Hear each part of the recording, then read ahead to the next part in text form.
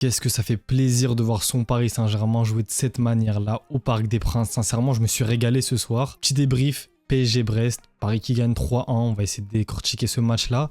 Bon, vous pouvez voir déjà que derrière ça a changé. Vous pouvez voir qu'il n'y a pas eu de débrief. Je crois quasiment pas cette saison sur Paris en fait. Enfin, depuis le début de saison. Parce que déjà, j'ai pas pu voir tous les matchs. Vous pouvez voir que derrière ça a changé. Et ça va rester comme ça pendant un petit moment, mais même il y aura un autre décor, enfin, parce que je vais bouger tout ça, vous comprendrez en temps voulu, parce que bah, c'est compliqué en ce moment pour faire les vidéos. Mais du coup on va quand même en faire une, parce qu'aujourd'hui j'ai le temps pour la faire. Et j'ai vraiment kiffé ce match-là. Du coup, je pense que depuis le début de saison, sur les matchs de Ligue 1, c'est le premier match que je vois pendant 90 minutes de A à Z sans bouger de mon canapé. Parce que les autres, je vous ai dit, j'ai eu trop de galères, mais bon, bref, passons. Aujourd'hui, Paris s'impose 3-1 contre Brest, une équipe qui jouera la Ligue des Champions, enfin qui joue la Ligue des Champions cette saison. Et dans un match où, pour moi, ce qui a primé avant tout, c'est vraiment le collectif. Bon, on va parler de certaines individualités, comme Dembélé, bien sûr, qui est obligé d'en parler. Mais aujourd'hui, j'ai vraiment trouvé un collectif de fou. Mais quand même, avant de parler de Paris, j'ai envie de parler de Brest. Quand même, gros respect à ces Brestois qui sont venus au parc, pas pour faire figuration. Personnellement, je les ai trouvés vraiment bons. Et ça m'a même fait plaisir de voir une équipe qui tient tête. Bon, c'est vrai que quand tu vois le score 3-1, quand tu vois le nombre d'occasions que Paris a eu, tu peux te dire que c'était un match où Paris a surdominé, mais c'est pas totalement vrai parce que bon, il y a eu 20 très grosses minutes de Paris. Mais Brest ont eu leur mot à dire dans ce match. J'ai beaucoup aimé le match de Del Castillo, le match de Camara, pareil. Fernandez, je l'ai trouvé pas mal également. La défense Kenny Lala à droite, bah, il a pocket Barcola, aujourd'hui c'est le cas de le dire. Hein. Et même Nuno Mendes offensivement, c'était pas non plus aussi incroyable que ça. Dans Nuno Mendes, j'ai quelque chose à dire sur son match. Je pense que le côté gauche, avec Barcola et Mendes, ça a été les plus mauvais aujourd'hui, du côté du Paris Saint-Germain. Mais voilà, du coup, après la petite parenthèse brestoise, bon, Brest, bien sûr, qui marque sur un penalty à la 29e. Mais à part ça, là, j'ai envie de parler du Paris Saint-Germain. Et j'ai envie de parler du collectif. Déjà, j'ai envie de parler du pressing, de la qualité du pressing qu'on a, c'est exceptionnel. Ça fait très longtemps, je ne pourrais même pas dire quoi exactement, on a eu une équipe du Paris Saint-Germain avec les 11 joueurs, enfin les 10 joueurs de champ qui pressent. Sincèrement, ça remonte à tellement longtemps que j'en ai pas le souvenir.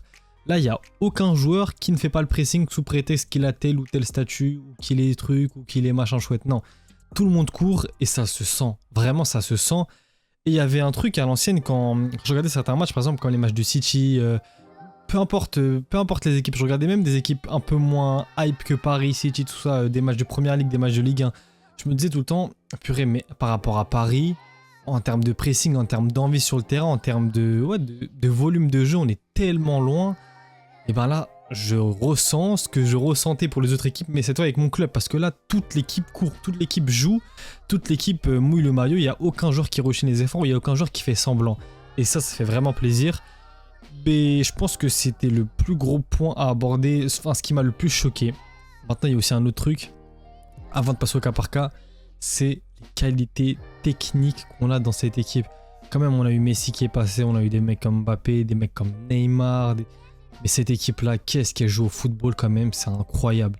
Moi, ça me fait kiffer. Le côté Hakimi, Kangini, Dembélé.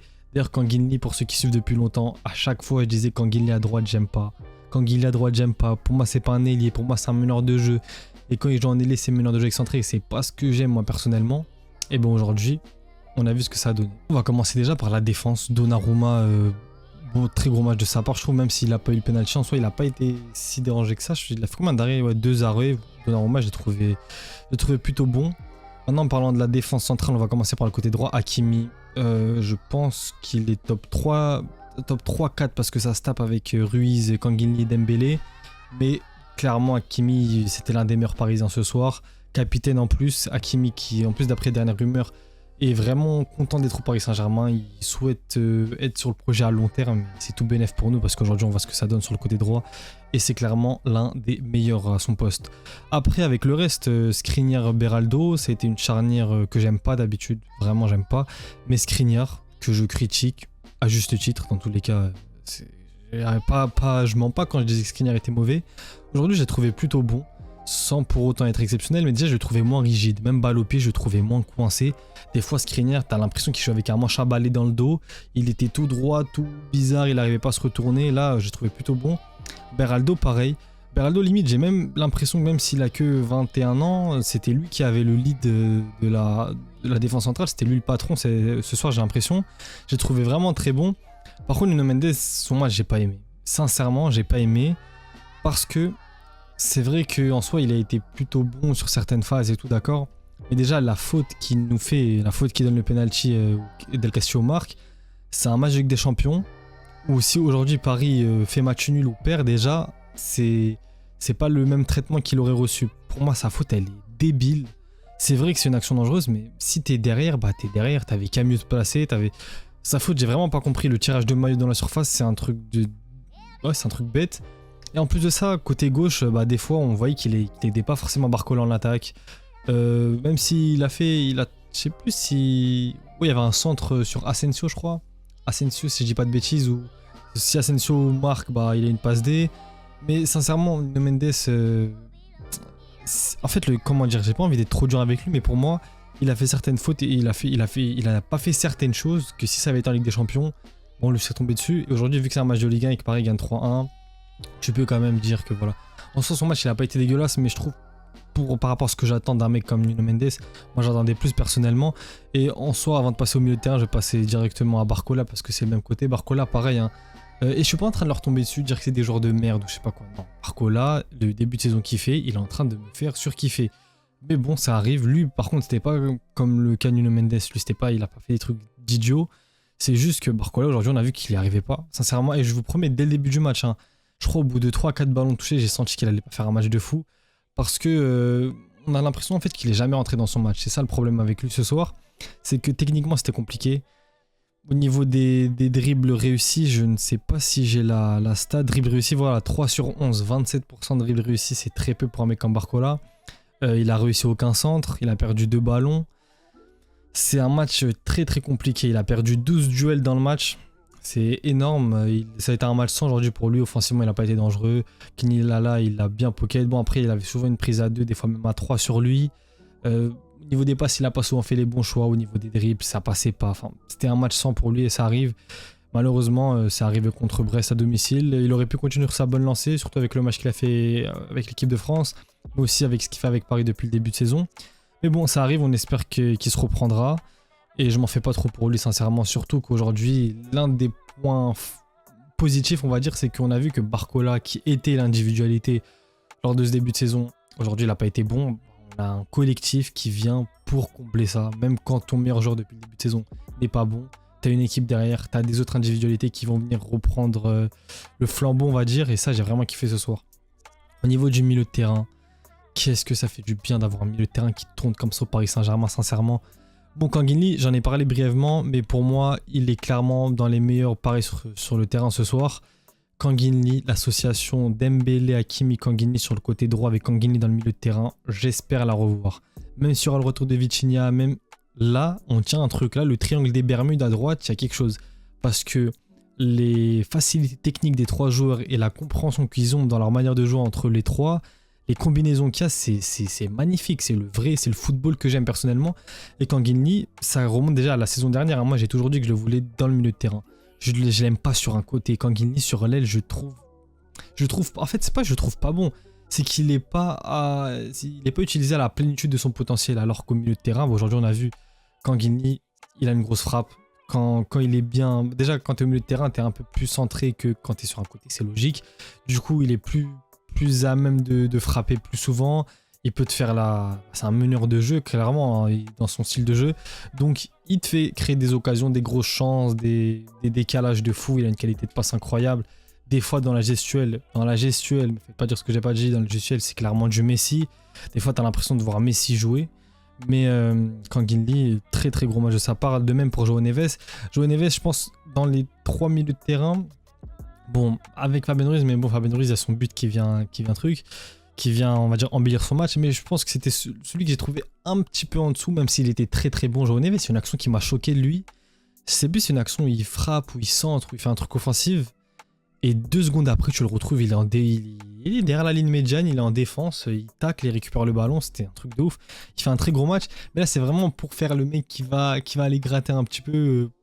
Moi, pour moi, le meilleur milieu aujourd'hui, c'était Kanguinli. L'un des meilleurs sur le terrain. Je pense après au milieu de terrain, je vais mettre quand même Fabien Ruiz et derrière João Neves. Parce que Fabien Ruiz, il te met un but de fou. Hein. Le but qui te met Fabien Ruiz, on est sur Zidane toujours. Hein, Fabien Zidane est toujours d'actualité. Là, il commence à faire ce qu'il fait en sélection espagnole avec le Paris Saint-Germain et c'est pas pour me déplaire. Surtout que moi, Fabien Ruiz, j'ai été très dur avec lui et je pense que j'avais pas tort en vrai parce que c'était un joueur neutre. C'était pas un joueur foncièrement mauvais, mais c'est pas ce que t'attends d'un milieu de terrain au Paris Saint-Germain, surtout avec les lacunes qu'on avait. Aujourd'hui, on voit que ça tourne beaucoup mieux au milieu. Et ben Fabien Ruiz, on voit que dans une équipe qui tient le ballon, il est vraiment à l'aise. J'espère que ça continuera sur cette lancée pour lui. Au niveau des attaquants, Dembouz, oh là là là là là là, ça c'est du match de numéro 10 parisien.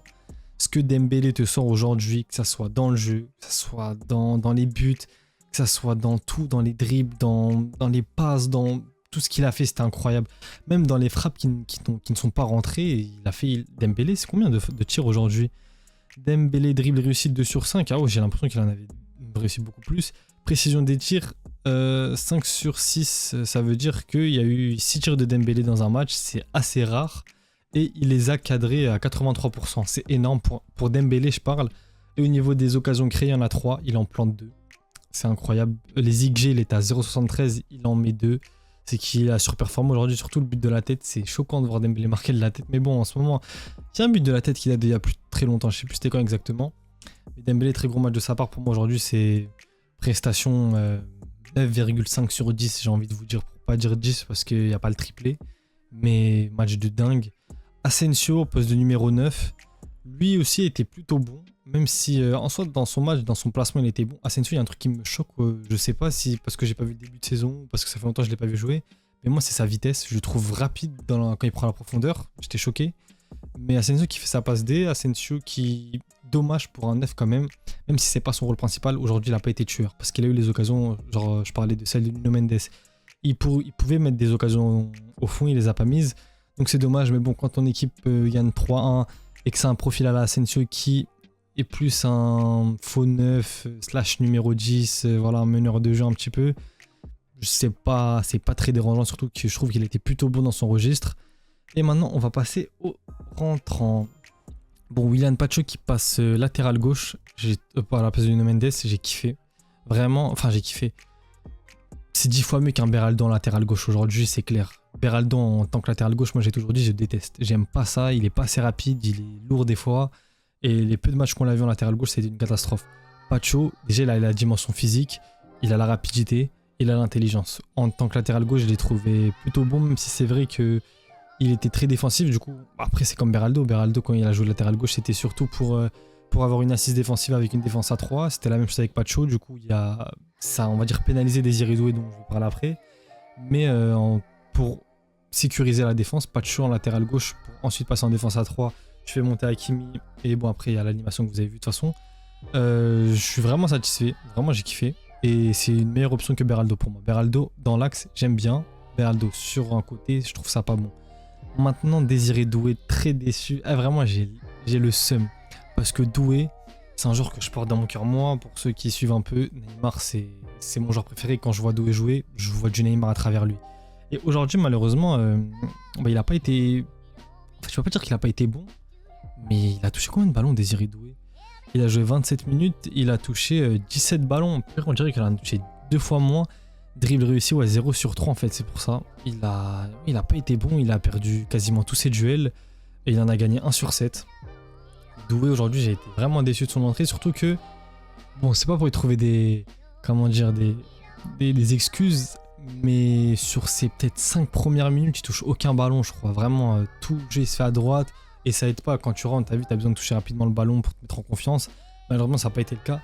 Et Doué, déjà, moi, sur le côté gauche, il peut jouer côté gauche, hein, mais moi, je le veux dans l'axe. Je le veux au milieu de terrain en tant que numéro 10, numéro 8. Je trouve que c'est là où il est le meilleur. Mais bon, ça viendra. Déjà, il faut qu'il marque son but pour débloquer cette confiance. Même s'il a déjà fait une passe de au club. Mais un but, ça va tout décanter. Après, Randal Kolo Muani, lui, il fait un match... Enfin, il fait une entrée. Il fait une entrée pas mauvaise, mais c'est pas une entrée exceptionnelle. En vrai, il n'y a pas. Sincèrement, il a joué à peine 20 minutes. Je peux pas le juger sur 20 minutes. Pas grand chose à dire. Il a eu des débuts d'occasion, mais jamais une occasion vraiment très forte. Si, sur le deuxième but de Dembélé, si la cadre elle rentre, mais bon, au final, ça fait but de Dembélé. Du coup, est-ce que tu dis que c'est raté? Est-ce que tu trucs? Au final, il y a but, on s'en fout. Mais Colomani, ouais, c'était un match, une entrée plutôt moyenne sans pour autant être mauvaise. Pareil pour Seny Mayolu, qui lui, pareil, a pas été exceptionnel. En vrai, les entrants, à part Pacho, j'ai pas trop kiffé. Hein. De même pour Ibrahim Baye. Après, bon, les deux, ils ont joué 10 minutes. Ouais, c'est des jeunes. On va pas faire tout un plat. Sincèrement, après ce match-là, je vais bien dormir. Là, je vous mens pas, je vais aller bien dormir parce que Paris a très bien joué et j'aime quand Paris joue comme ça. On s'attrape pour un prochain débrief. Ça va être quoi le prochain match? Ça va être déjà la Ligue des Champions. Là, ça va être du sérieux contre Girone. D'ailleurs, Girone, on va voir un petit peu ce qu'ils font. On fait un avant-match avant le match. Ils sont 5e de Liga avec 7 points. Ils sont sur 2 victoires de suite et ils se sont pris 3-0 par l'Atlético. C'est bon à savoir. Et demain, ça joue Barcelone. Je pense que je vais me poser devant le match pour voir un petit peu ce que ça donne. En tout cas, très content de ce Paris Saint-Germain là. J'espère que ça va le faire en LDC aussi parce que ça qui compte au final, c'est les grands matchs de Ligue des Champions. Mais il y a un truc qui me plaît, c'est que ce match-là, comment dire, même si on avait fait match nul, pour moi, il avait le goût d'une victoire parce qu'en fait, sur le terrain, j'ai pris du plaisir à les voir jouer. Et le football avant tout, même si on aime les stats, on aime gagner, on aime les trophées, on aime trucs. Le football avant tout, c'est une passion. Le football, c'est en fait, il n'y a pas les mots pour décrire. Moi, ce football, c'est sur le terrain que ça se passe. Après, c'est vrai que c'est toujours bien de marquer, c'est toujours bien de, comme j'ai dit, d'avoir des trophées, d'avoir tout ça. Mais le football, c'est un art et ça se joue avant tout. Moi, c'est ça que je retiens. Et ce PSG-là me fait kiffer. Vraiment, je m'ennuie pas devant les matchs et c'est ça le plus important. Du coup, ça sera pour une prochaine vidéo. Je vais tout faire pour essayer de faire le débrief de PSG Girone. Je vous promets rien, mais je vais tout faire pour. Ça sera pour une prochaine vidéo. À plus les mecs.